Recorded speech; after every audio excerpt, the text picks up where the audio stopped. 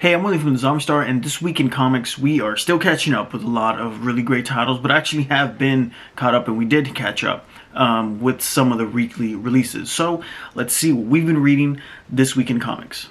We're starting with Marvel Comics, Star Wars, The High Republic. This is issue number 12, and I'm even caught up to the latest issue, number 13. Still loving this series for just being a really legitimate extension of the Star Wars universe, and just being a sincere Star Wars story told with that same kind of energy that you would expect from a Star Wars book, video game, or film. Its setting being the most unique aspect in this story, as it really is set apart from anything that we know for anything in film. Although this is not the first time that the High Republic has been kind of explored. It's been explored before in books that I've really never read. So for me, this is my first kind of really story that kind of dives into this very unique time period. I'm also familiar with the Old Republic, which is even a little bit before this, through the BioWare video games that came out, feels like a really long time ago. The times of Darth Revan and Bastila Shan and characters like Darth Malak. Issues 12 and 13 are really getting deep with the kind of the biggest threat in this story, and they're kind of diving deeper and exploring the Nil and kind of the threat that they pose, not just to the galaxy but directly to the Jedis, with an amazing kind of main antagonist, Lorna Dee, who's really just proven to be just a really classic Star Wars villain. If Star Wars is known for anything, it's for just having really compelling and unforgettable characters. And Star Wars, The High Republic really just follows in tow and kind of keeps this tradition alive, if you will, with characters like Avar Kriss, Master Skier, Keeve Trennis, Jedi's Sarat and Tarek are really just proving to be just some amazing characters and just really stand out, which is just very typical of a Star Wars book, and Star Wars The High Republic really does this great.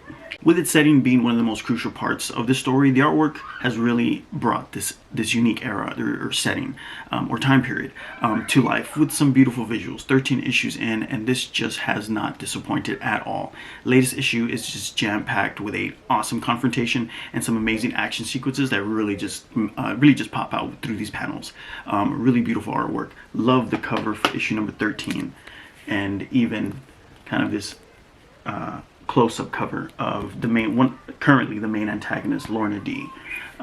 Star Wars fans, this is still just a lot of fun to read. Alright, so I've probably mentioned that The Department of Truth is my favorite title published by Image Comics. And that's because Image Comics does Spawn, it does Made in Korea, it does Geiger, it does Two Moons, but you've probably heard me say that I love those more than anything. Department of Truth is truly the most entertaining title coming from Image Comics.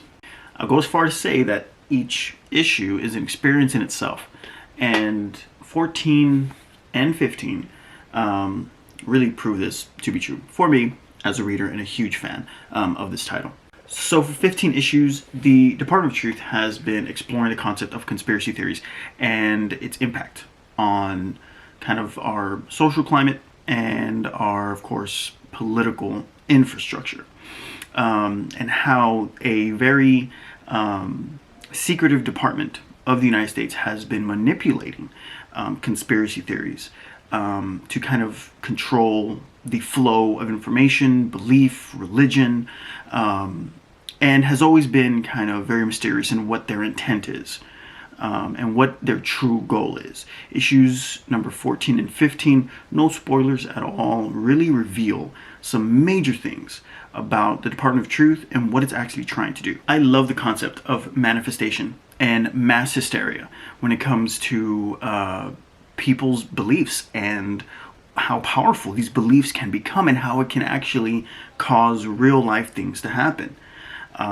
Department of Truth really operates on this level, but of course takes that extra step and kind of proposes the notion that if you believe in something enough, can it make it real, and can it manifest into a physical thing that can actually interact with our reality. For 15 issues now, the Department of Truth has explored every single conspiracy theory that you can think of, from JFK assassination to Bigfoot to the crash landing in Roswell, New Mexico, and has really put this very unique spin on how these things happened, what kind of purpose they served, and of course their impact on our just political and social infrastructure.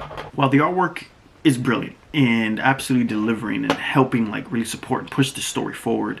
The structure of the actual comic book is something that I feel is also another element that really adds to the story, which I think is really unique from any other title that I read, where some issues can be just splattered with amazing art really to express the bizarre and the mysterious nature of the stories.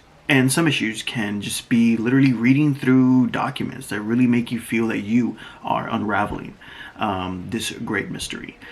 Really love how this title just works on multiple levels. It is so diverse, and each issue is just so distinct and unique. Cannot say enough about the Department of Truth. 15 and 14 that we read. I don't know what to say. If you're not reading this, this is a lot of fun to read. All right.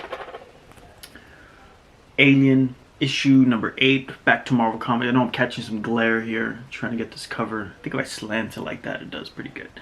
I've been speaking about this for 8 issues now. This has been a really just awesome inclusion and a really good extension. Similar to some like Star Wars: The High Republic, where you just really love to explore further lore of a beloved franchise. I really love how this title is staying close to its source material, and kind of giving us a really genuine alien story where it's not just about the alien, the mayhem, and the bloodshed. It's also about the characters and how they interact with one another and how they grow in this absolute survival situation.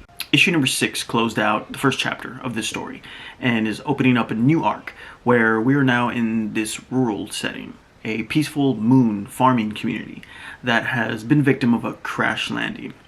Obviously, it being Weyland-Yutani, something dreadful has been released upon this peaceful farming people. From the carnage, heroes do rise, and as do villains. And this story is really good at really keeping in line that despite anything that's going on, Weyland-Yutani is the nefarious corporation that always has a hand in everything that is going on. And this is just a really brilliant, really exciting extension of that narrative. As a Marvel acquired asset, I'm pretty surprised by the level of kind of gore and the maturity of the artwork given in this Alien series, as it is a sincere extension of the things that we are used to in the field. In the films. When xenomorphs are loose, it's absolute bloodshed and mayhem, and the Alien comic book from Marvel Comics pays that in kind and really does ensure that it is an authentic kind of representation of the films and the lore that we know. This is the only cover that we got for Alien issue number 8. Alien fans, this is pretty good. Alright. And that'll do it for This Week in Comics. So those are just some of the titles that we've been reading. Let me know what you guys have been reading. Let me know what you guys think of these titles, if you guys are reading them. And we'll do this again next week in This Week in Comics. Don't forget to visit us at zombiestory.com, and thank you guys for watching.